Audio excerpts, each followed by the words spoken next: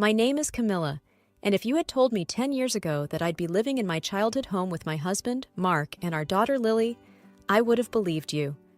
But if you added that Mark's mom, Helen, would be our next-door neighbor and that our lives would revolve around their extreme squeamishness, I would have laughed it off. Yet, here we are. Mark and I met in college. He was charming, a bit quirky, but who isn't? We fell in love, got married, and when my parents passed away, we moved into my family home. It was big enough for us and our daughter Lily, who's now 7. Helen, Mark's mom, moved next door shortly after. That's when I learned about their peculiar trait. I remember one dinner that pretty much sums it all up. We were at Mark's cousin's place. Everything was going well until Helen found a hair in her salad. What happened next was, well, unforgettable. "Is this a hair in my salad?" Helen shrieked, holding up the offending strand like it was a poisonous snake. The room fell silent. Everyone's eyes were on her. "Oh, Mom, just put it aside and eat the rest." Mark tried to calm her down, but it was like adding fuel to the fire. "Put it aside? Mark, how can you say that? This is unacceptable." Helen was nearly in tears, her voice rising in pitch. She stood up, grabbing her plate, and to everyone's shock, dumped it into the trash. Then she began tossing other dishes in, one after the other. Mark looked at me, his face a mixture of embarrassment and helplessness. I could only watch in horror as the dinner turned into a disaster. At home, things weren't much different. "Camilla, did you wipe down the counters?" Mark would often ask, peering over my shoulder as I cleaned the kitchen. "Yes, Mark, like I do every day," I'd reply, trying to hide my frustration. His obsession with cleanliness was one thing, but Helen's influence made it worse. "I just don't understand how someone can be so squeamish about everything," I once asked Mark. "Didn't your mom have to deal with your messes as a kid?" Mark shrugged, avoiding my gaze.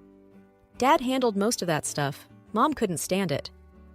That explained a lot, but it didn't make living with it any easier. I tried my best to keep things clean and avoid any incidents, but walking on eggshells became a daily routine. Lily, bless her heart, tried to stay out of her grandma's way.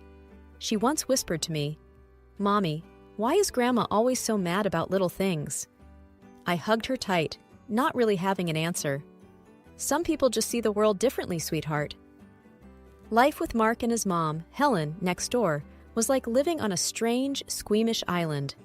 It wasn't just about keeping the house clean. It was about adhering to their peculiar standards of cleanliness and avoiding anything that might set them off. I remember one Saturday morning. I was in the kitchen, trying to whip up some pancakes for Lily, and Mark was hovering around like a hawk. "Are you sure you washed your hands?" he asked, for what seemed like the 10th time. "Yes, Mark, I did," I replied, flipping a pancake. "And the spatula is clean. And yes, the pan was washed last night." He nodded, but I could tell he wasn't fully convinced. His eyes darted around the kitchen, looking for any sign of contamination. Lily, sitting at the table, crayons scattered around her, looked up. "Daddy, can you help me color this?" she asked, holding up a coloring book. Mark hesitated, then said, "Maybe later, honey. Daddy has to make sure everything here is okay first." I felt a pang in my heart. Lily just wanted some time with her dad, but his obsessions always came first. It wasn't just inside the house either. Helen had her own set of rules. One day, I decided to confront her about it. I went over to her house and found her in her immaculate living room, dusting an already spotless shelf. "Helen, can we talk?" I asked, trying to keep my tone neutral. She looked up, her eyes narrowing slightly. "What about?" "It's about this fear of germs and dirt. Don't you think it's a bit excessive?" I asked. Helen put down her duster and sighed. "Camilla, you wouldn't understand. It's not just a dislike. It's a real fear. You have to keep everything clean, or who knows what could happen." "But isn't it a bit too much? I mean, avoiding family gatherings, freaking out over a hair in the food." I tried to reason with her. "That's easy for you to say. You didn't grow up in a house where cleanliness was next to godliness," Helen snapped. "Mark understands. He was raised right." I left her house feeling defeated. It was like talking to a brick wall. Back home, I found Mark disinfecting the doorknobs. "Mark, we need to talk about this," I said, my frustration reaching a breaking point. "About what?" he asked, not looking up from his task. "About how this obsession is affecting our family. Lily needs a normal life, not this constant fear of germs." Mark stopped and looked at me, his expression hard to read. "This is for our safety, Camilla. For Lily's safety. I don't want her getting sick because we weren't careful enough." "But at what cost, Mark? She's afraid to even hug her grandmother," I argued. He didn't have an answer to that.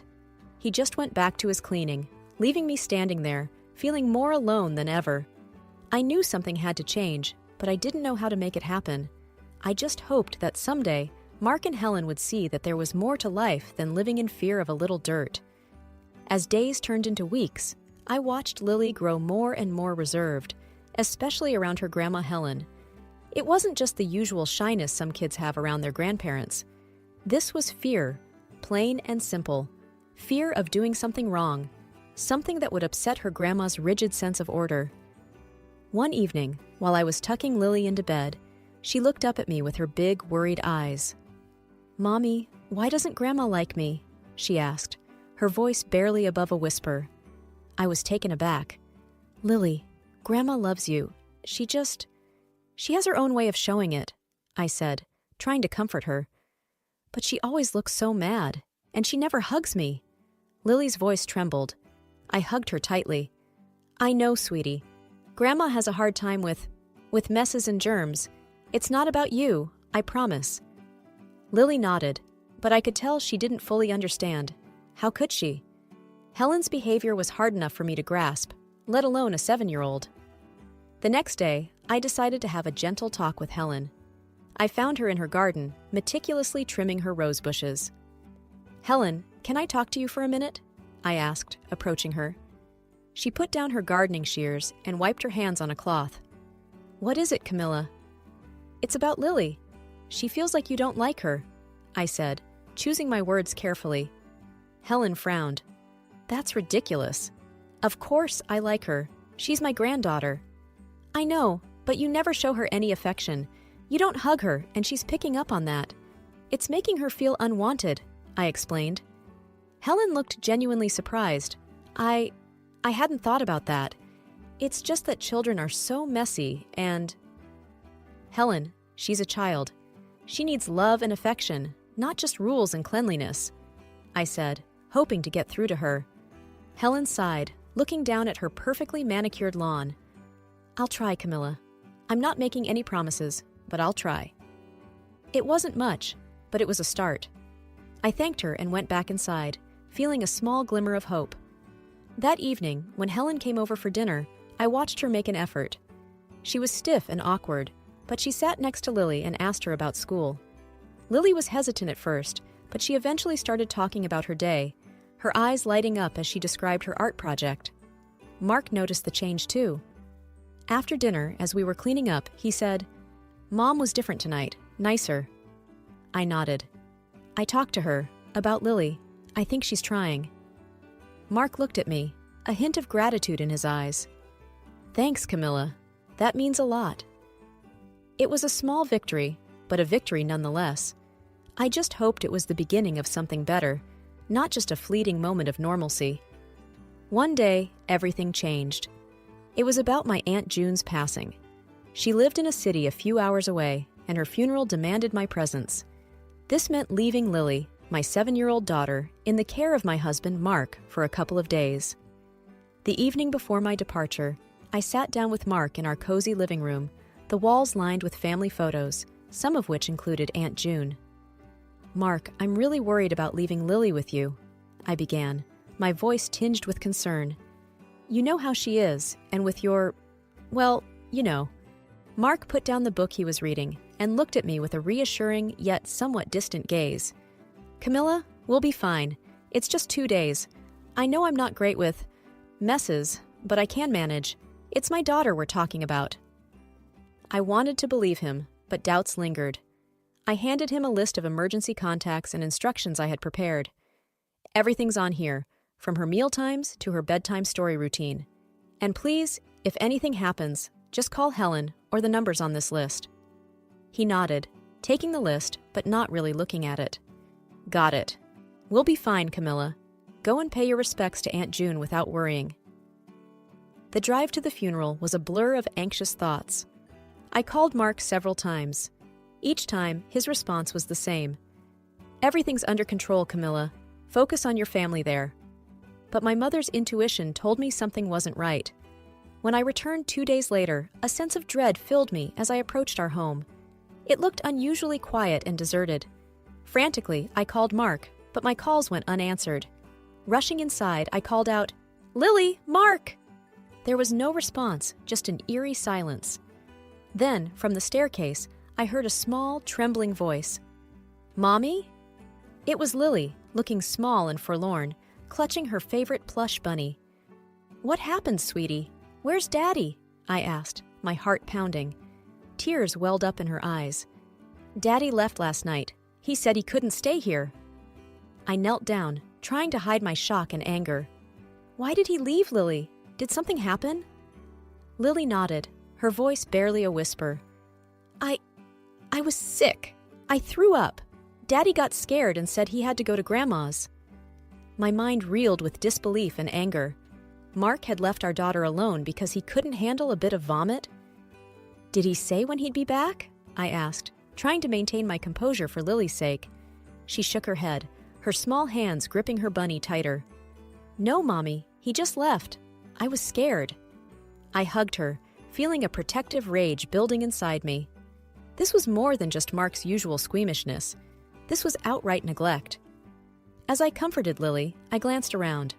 The house was in disarray, a stark contrast to its usual neatness. Toys were scattered, dishes piled up, and there was a stain on the carpet that I didn't dare to inspect closely. Mark's fear of mess had not only trumped his responsibilities as a father, but had also led to him abandoning our sick child. I knew then that something had to change. This wasn't just about coping with Mark and Helen's peculiarities anymore. This was about the safety and well-being of my child. I had to confront Mark and Helen, but first, I needed to take care of Lily. She was my priority. Once I made sure Lily was okay, had eaten, and was resting, I called Mark again, my fingers trembling with fury. This time, he answered, his voice cautious. "Mark, what the hell were you thinking? Leaving Lily alone like that?" I couldn't keep the anger out of my voice.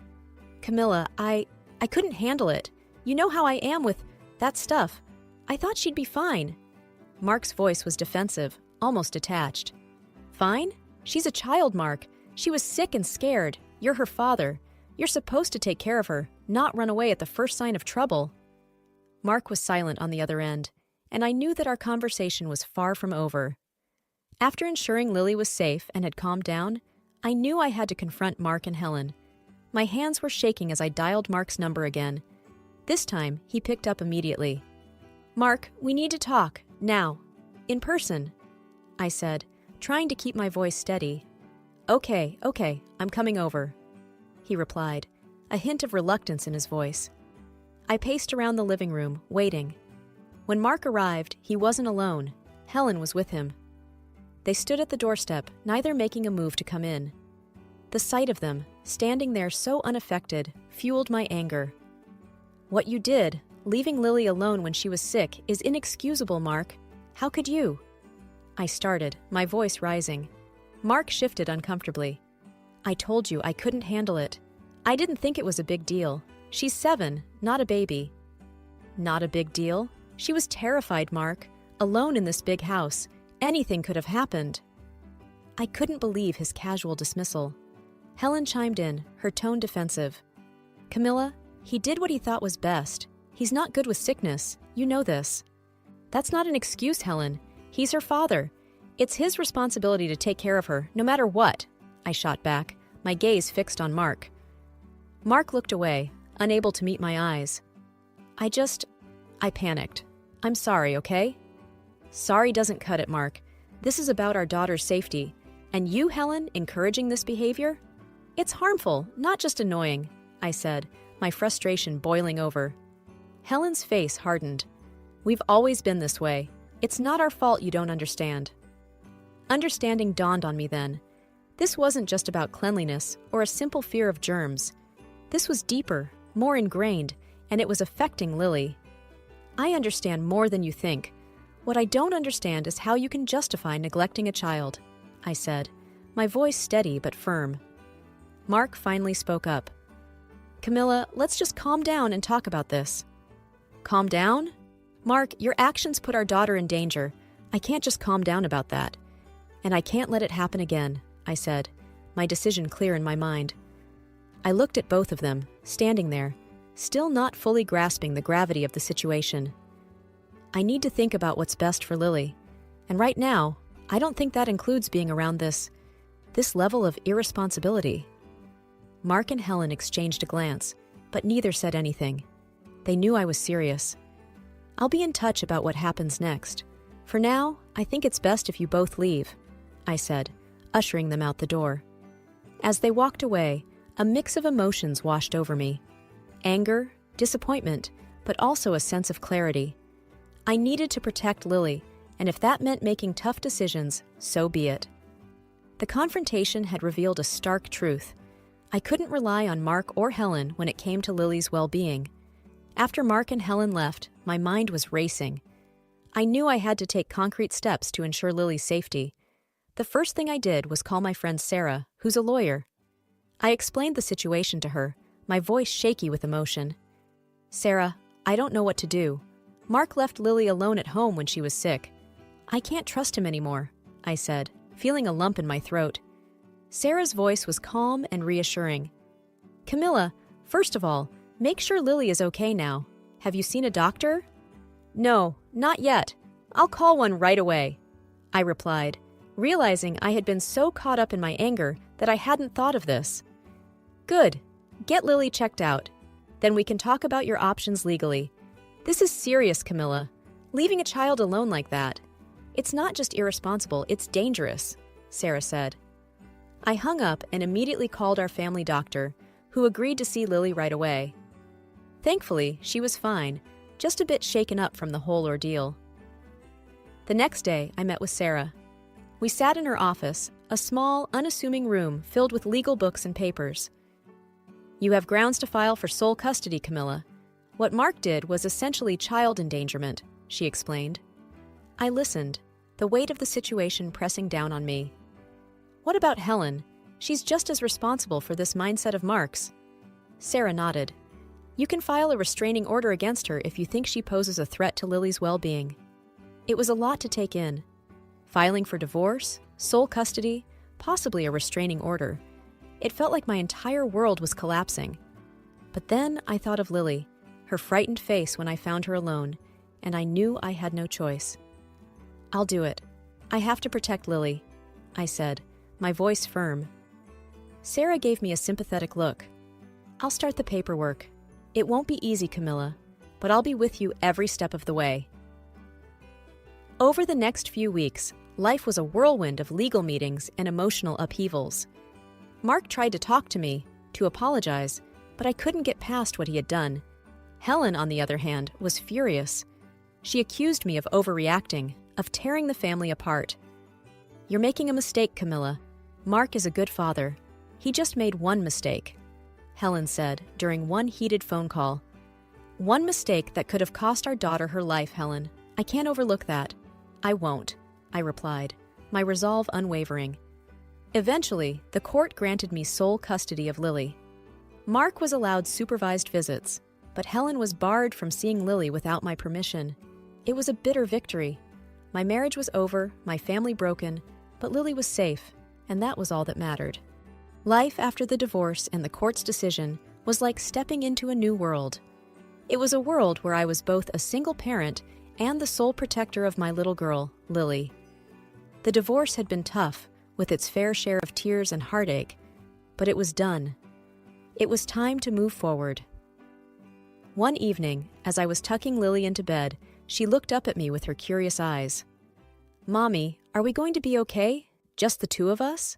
She asked, her voice tinged with a mix of concern and hope. I smiled and brushed her hair back from her forehead. Yes, sweetie, we're going to be just fine. It's going to be different, but we have each other, and that's what matters. Lily snuggled into her pillow, looking more relaxed. I like it being just us. It's quieter. I laughed softly. Yes, it is. And we can make our own rules now, like pancake Saturdays and maybe getting a pet? What do you think? Her face lit up at the mention of a pet. Can we get a puppy? I've always wanted a puppy. We'll see, I said, not wanting to make any promises I couldn't keep. Now, time to sleep. Big day tomorrow. After Lily fell asleep, I went to the living room and sat down with a cup of tea. The house was quiet, peaceful. I thought about everything that had happened, how much Lily and I had been through.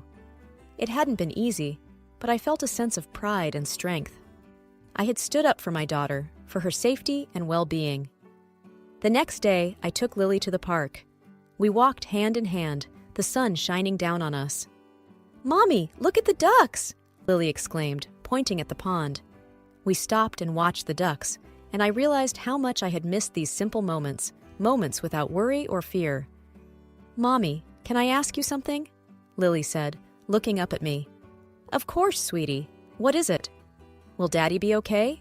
Will he be sad without us?" Her question caught me off guard, but it was a fair one. I knelt down to be at eye level with her. "Your daddy loves you very much, Lily. And yes, he will be okay. We all will be. Sometimes people need to be apart to be happy, but that doesn't change how much we love each other." Lily nodded, taking in my words. "I love you, Mommy." "I love you too, more than anything," I said, hugging her. As we continued our walk in the park, I felt a sense of hope for the future. There would be challenges, of course, but I was ready to face them. This was our new beginning, a chance to build a life filled with love, laughter, and happiness. Just Lily and me.